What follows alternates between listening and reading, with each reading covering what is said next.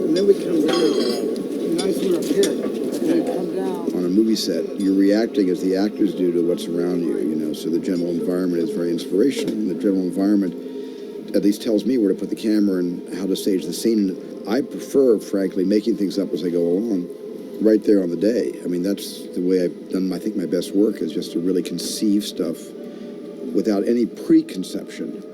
But George Lucas really inspired me to do Previs and to animate all the storyboards. So the storyboards are moving electronic digital storyboards.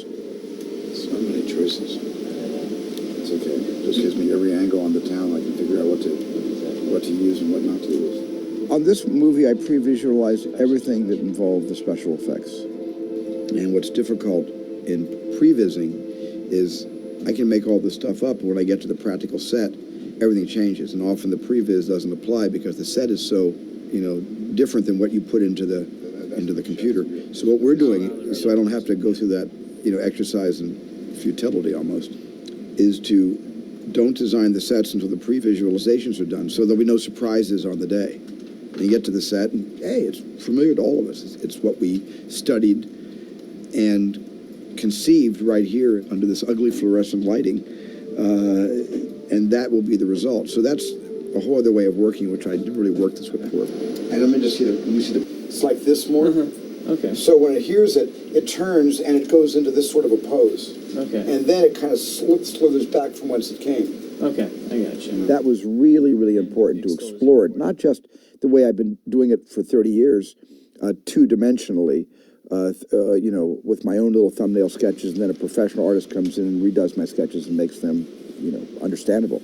I defy you to tell me that that's a shotgun and that that's a man. I mean, it's just, or that's a hand. I mean, this is how Picasso started. He tried to storyboard a movie, didn't quite work out, so he became Picasso. Well, but using the computer, I could three-dimensionally and in color just sort of dive my camera, kind of like having a digital techno crane, and being able to just push the camera and do impossible shots and design impossible shots that later I either committed to the production of those impossible shots, or I just said, I'll save that idea for another movie because I don't have that much time to finish War of the Worlds. And then suddenly this thing comes over the hill. The whole head of the tripod comes rising over the hill, at which point Ray turns and joins the other people running down the hill. And from there, we go right here. We often work from art department reference, stills, blueprints, any material that we can get our hands on, including the script or the book or whatever it happens to be.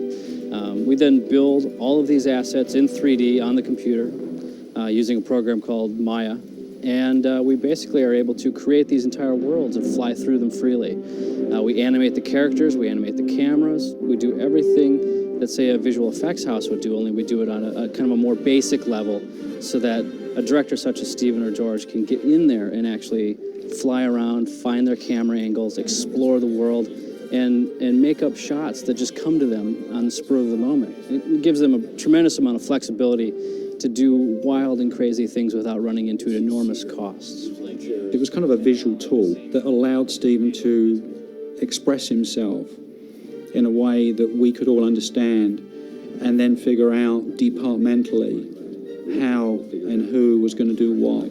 I just know there's a priority on this because I got to get this to Vic Armstrong, and I have to get this to Dennis Murin, and we have to figure out where we make the blends between stage and location.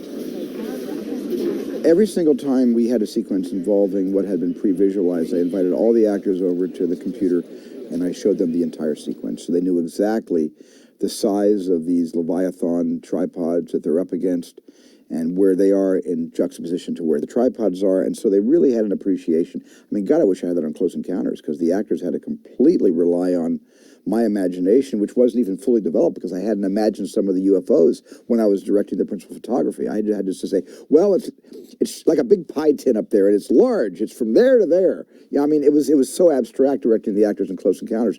But at least here, all the actors had a visual reference. They could see what it was going to sort of look like when the film was done. And that was exciting to everybody.